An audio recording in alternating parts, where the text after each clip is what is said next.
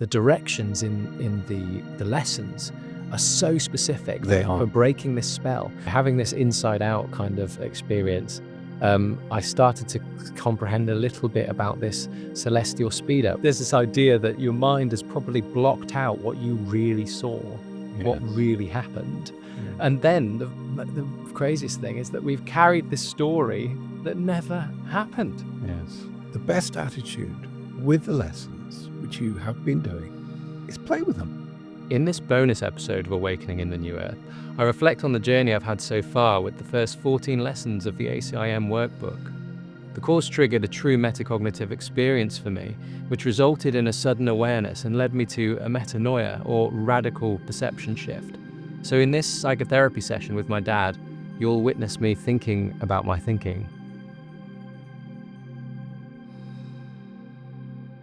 We are 2 weeks in to Course in Miracles.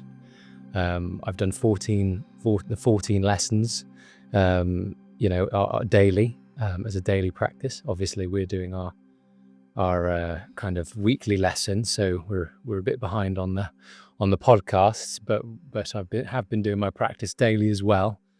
I've been recording all of my thoughts and experiences and everything. It's been quite a transformative journey so far, and this perfectly coincided with the birth of my second daughter. So that's all happened in this 14-day window. And yeah, I'm just reflecting on, before we get into our lesson 6, I think it is today, I thought I'd just reflect on the daily ones, because they've been quite profound already, and I'm really getting a sense that I'm changing the way I see, really changing and the way I interact with the world, which is really wonderful. But you have noticed, obviously I've been speaking to you all about this, so you know a little bit about it already. You've noticed I'm and Helen, my partner, has noticed I'm running probably a bit hot in the head. It was the saying that you said is used sometimes for these quite rapid awakenings, really. And then you told me that you've got a story about when you got hot in the head, and that you would share it when I've got the cameras rolling. So cameras are rolling, Dad, and I'm very excited to hear your story. Oh, well. Yes, I was in the Science of Mind with my teacher, Nora, a wonderful, wonderful teacher.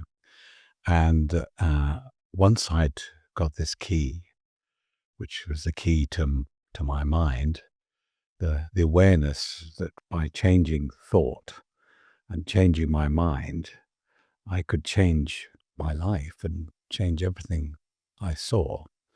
I decided to get to work on that. And it was a bit like The Sorcerer's Apprentice, if you remember the film with Mickey Mouse, where he suddenly realizes that he's let loose all the thoughts that he's made up, all these creatures he's made up, given them free will, if you like, to go about their business on their own. So the brush starts sweeping the floor, and for a while it all looks great. It looks great. Oh, I've given the awareness I've got power in my thought, and I can change my mind, and this power is there.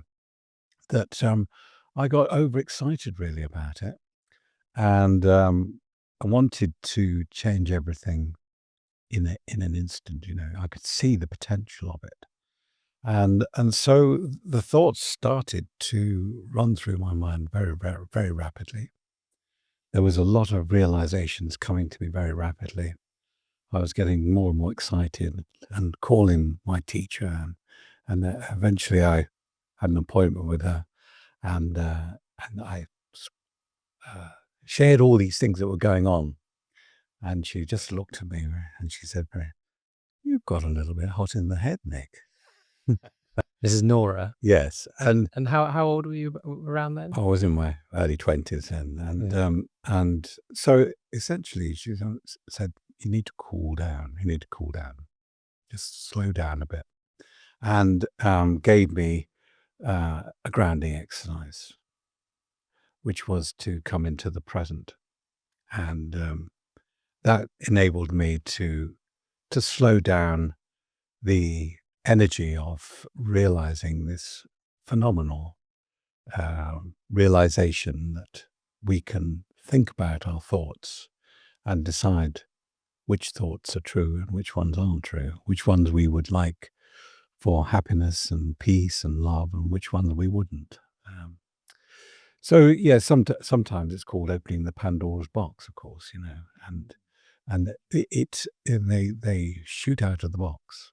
Sorcerer Apprentice, or all the creations he's got to help him have flown out with this and out of control, seemingly out of control. And the hot in the head thing, did you say that originated from kind of Eastern philosophy or something? Yeah, I think Paramahansa Yogananda spoke about it as well. So it's not a new idea or anything like that. And this is one of the things that we have to realize, that most teachers, well, all teachers really, are coming from the teacher, and the teacher is expressing them, and then the teacher may claim them as his own, but they are always coming from the teacher, which we call the Christ or the Holy Spirit, that sort of thing. So yeah, she said it, and Paramahansa Yogananda said it, and many others have said it. So it's a natural excitement of awakening. Yeah. That this There's more. wonderful key to the door of heaven is offered to us, and we want to get there. We want to get to heaven. Yeah. It's been waiting a long time. We've been looking outside ourselves for a long period and overlooking the fact that the key was within. And then when you've got the key, when you've got a key, you can go through that door any time of the day, all night. Yeah. And I wanted to do that. Yeah. So it's great. It's a great thing. It's good to have some reflection back on it, so that we can observe our own selves. Yeah. Well, And this is what a review's about, really. Observe your own awakening. And we have talked about this a little bit. I want to talk about, thinking about thinking, which is what's really got you excited, really. Yeah, well, that's the realization that I've had. But I probably think I could go back a bit further in my review because of how wonderfully you set me up for knowing that this world was a dream world. You told me this, so you're in a thought realm. Your thinking will be your it's all thought. Yeah. You've got this. You can do this, James. It's all thought. So you telling me that really very early on in my life actually set me up with probably a different philosophy to most people, because most people get educated in the school or whatever, and are introduced to philosophy that way, and possibly even unknowingly, because a philosophy underpins how you see the world. And in school, generally, this philosophy that underpins our materialist science, our materialist paradigm, is rationalism and empiricism. You want empirical evidence. You need a rationale. You need a theory. You need all of this stuff. So there's two philosophies, and sometimes they even clash, these rationalism and empiricism. But generally, those are the philosophies that you probably, or maybe I was exposed to at school. But both of them clashed with this philosophy that I had within me, probably stemming a little bit closer from you. And that philosophy was probably closer to existentialism, but not in a I think people are very quick to understand existentialism as crisis, because we talk about having existential crisis a lot of the time. I actually think existentialism is an essential part of the human experience, and the reason why pretty much everyone experiences a existential crisis, as it were, is because we are deeply interested about our existence. And interestingly, I was looking into existentialism, and then I realized this philosophy is what underpins, or it was what underpinned my worldview, because existentialists are so interested in authenticity, leading an authentic life. They're interested in freedom, very, very interested in that. All of these philosophical ideas exist in that kind of existential thought place. And I realize, I'm a freelancer.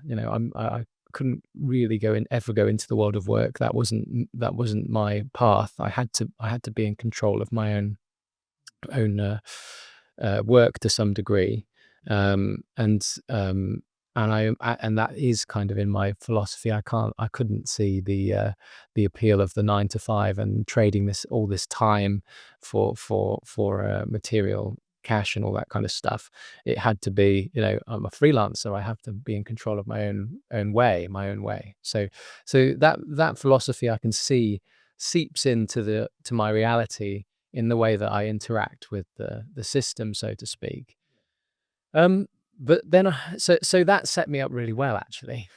And because it's quite, I think, more of an open philosophy than perhaps empiricism is, it led me on a more spiritual desire or spiritual journey, where I was looking for a way to describe how I thought about all of these belief systems. And I love talking to people about their belief systems, their religions, and I've had lots of friends with completely different belief systems, and from Christians to atheists to Muslims to all sorts of fascinating, wonderful belief systems that have so much meaning and absolute wonderful amount of faith in them for the individual that's experiencing their belief. So I went, wow, well, there's a little bit of something in all of them then, isn't there?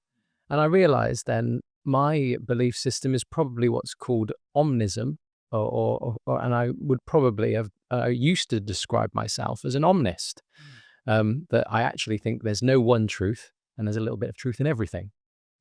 So already my mind's so open from this philosophical standpoint, from this understanding of story. And then, of course, I'm completely interested in storytelling and the art of storytelling. And that's why I'm into filmmaking and I love my films. And so I'm in this world of story, this world of imagination all the time.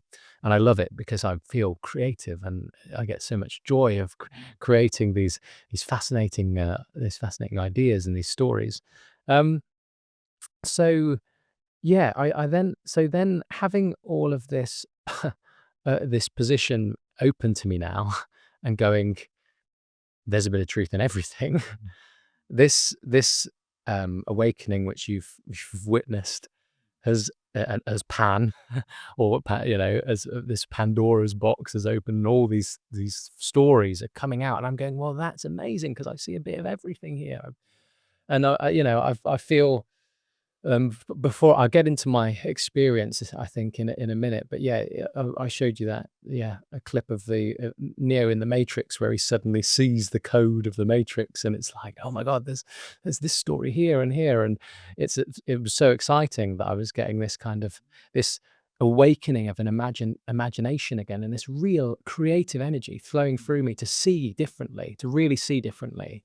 So and as a creative person and a visualizer, that creative energy, I was like, this is amazing, and I'm working at 1,000,000 miles an hour.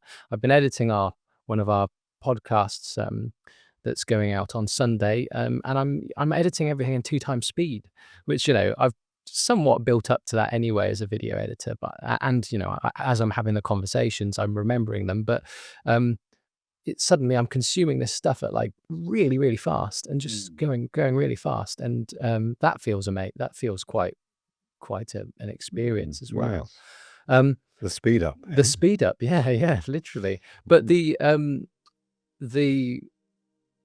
stuff that's been happening around it and the impacts in my relationships is really profound, really, because once you, as you say, once you become aware, and you're thinking about thinking, you're really hearing stuff more clearly.